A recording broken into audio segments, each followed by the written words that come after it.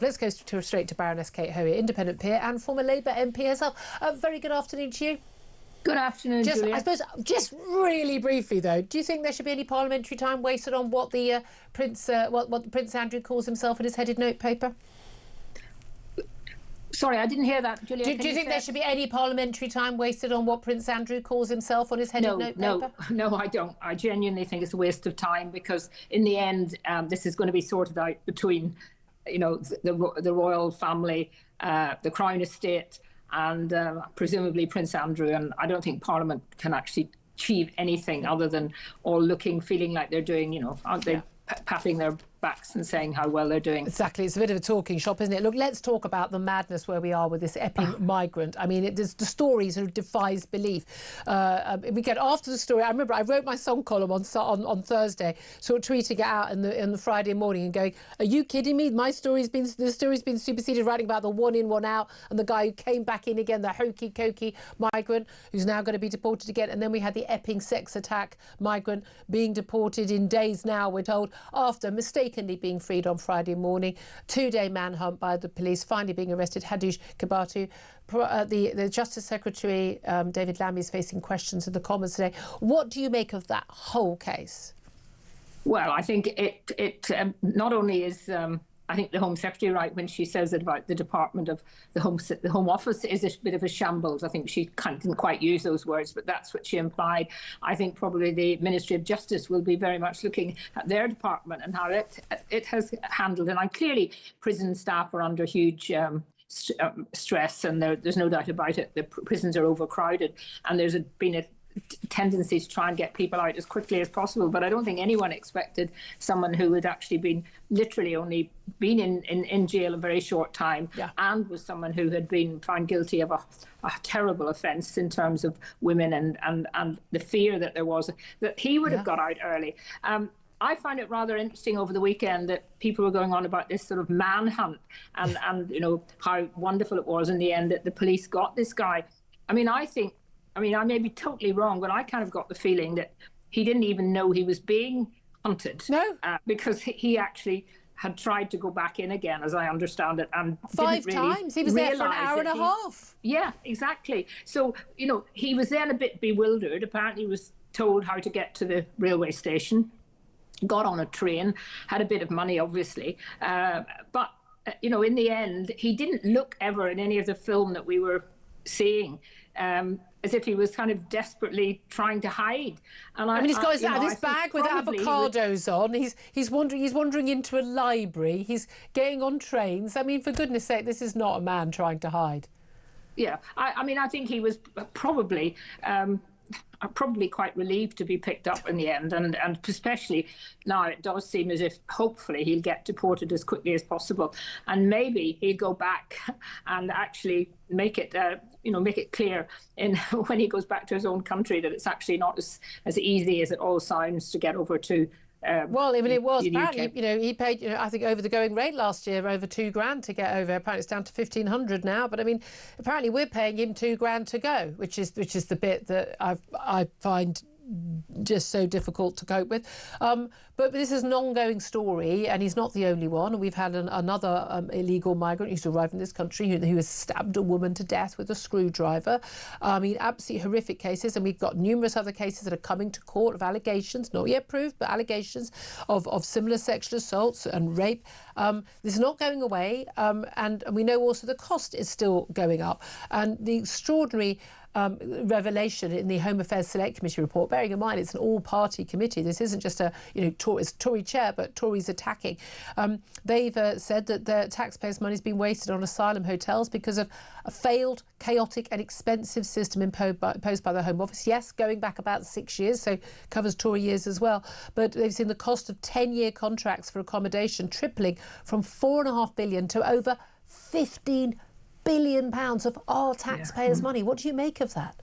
Well, I mean, it's obviously the last government is just as much to blame because it started all under them. But I'm afraid Labour hasn't done very much to try and sort it out. And, you know, three big companies, companies have got huge amounts of profit out of this. And what seems even worse is that when they could have clawed back some money, They didn't actually do that, so there was not even possible to get the money back. And then the thing that really, really annoyed me was that there's 3 Chinese-owned hotels who have got huge amounts of money. And clearly, you know, whatever they say about getting people out of the hotels by 2029, that's a long time away still. Happen. And in the meantime, we're footing the bill. And of course, the real issue is they shouldn't be here in the first place. Well, that's the thing, is that, again, £145 a day for these people to be in these hotels. And most people have one in their local area. There's actually a website you can look up, you know, and I know the one in my local area, and I've been to talk to the people there. And again, very unfriendly greeting I got there. But it would be £23 a day if they were just in sort of, you know, houses of multiple occupancy, sort of, you know, bed sits or shared flats.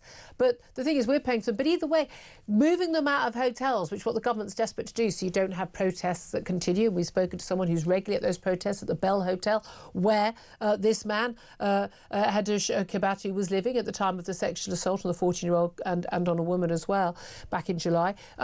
They want them closed because then there isn't somewhere for people to protest against. But they'll still be here and they'll be on our streets. Yeah. But most people say either A, they don't come here, B, they got rid of on, you know, the next day, and C, if not, they are kept in camps, ex-military bases, wherever it is, but they're not on our streets and a risk to us.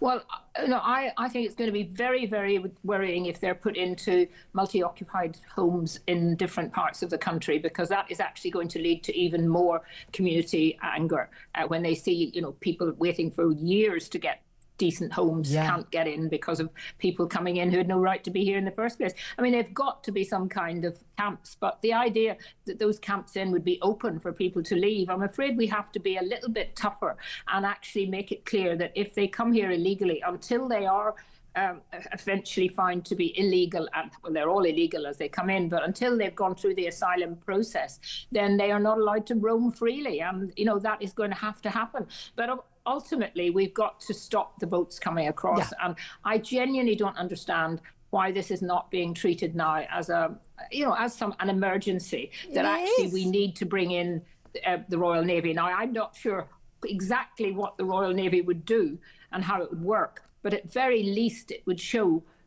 to people in France that we were taking it seriously and not going out and literally picking up people from these boats before they're even in trouble. Yeah, absolutely. And again, that's the plan. And we're going to get bigger and bigger boats. I mean, we have fewer boats, but more and more people on them. We're going to have like 180 on some of these boats. I mean, these huge, big things. It's extraordinary. Let me also ask you about a bit of a race row that is going on involving Sarah Pochin, the Reform UK MP. She was on a phone-in with Peter Cobwell here on Talk last Friday, and a caller, Stuart, called in and asked her a question. And he was on the show just a little bit early. He called in to point out that he had actually asked about the underrepresentation, the demonisation of white people in adverts and on television, in particular of men. Now, in response, I'll read in full what Sarah Pochin said, because I think it's important to know the context. She said, "It drives me mad when I see adverts full of black people, full of Asian people, full of people who are anything other than white." She then said, "It doesn't reflect our society, and I feel that your average white family is not represented anymore in TV advertising." She talked about woke, arty-farty, in her words, ad executives for only portraying life inside the M25 and saying these are not representative of the rest of the country. Now, she has apologised after being accused of making racist remarks, saying it drives me mad when I see adverts of black and Asian people. She says the remarks were phrased poorly, but that many adverts are unrepresentative of British society. Now, here is what Wes Streeting, the Health Secretary, had to say on the BBC yesterday about that. I think what she said was a disgrace. I think it was racist, and the deafening silence from her party leader says it all. Reform is a party who think that our flag only belongs to some of us who look like me, not all of us who have built this country, built its success. So, question to you, Baroness Kate Hoey. Was what she said racist? Was it a disgrace, or does she have a point? Well, I think if she's at fault at all, it's simply because she put it perhaps not not as well as she could have, because I think all of us, and very, very many people, and I've had lots of discussions, just informal discussions with people about the fact that now it looks like everybody is kind of in a mixed race marriage on our adverts. I mean, that there's no doubt about it. That has happened over the last few years. And no one has, I mean, obviously the advertising companies think that's going to be helpful to selling their products. I mean, clearly it isn't the reality of what marriages are, or people living together. We have a very high rate of mixed race marriage in this country, but the idea that sort of half the people in this country in a mixed race marriage is risible. It's silly. Yeah. It's simply not factually true. So I think what she said is actually correct. I don't know why she apologised in the way she did. I think she should have perhaps apologised that she didn't put it very well. I think that's what she said. Her remarks were phrased poorly, she said. Yeah, I mean, I'm not sure that really would have insulted anyone. And it was interesting to see a number of members of Reform who are from a Black and Asian background speaking up in support of her.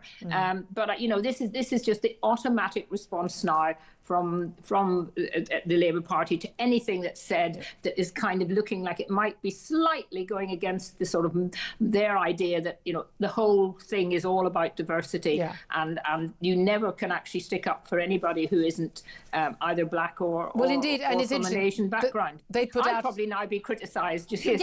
Probably they put out an attack ad, but they only used the first sentence.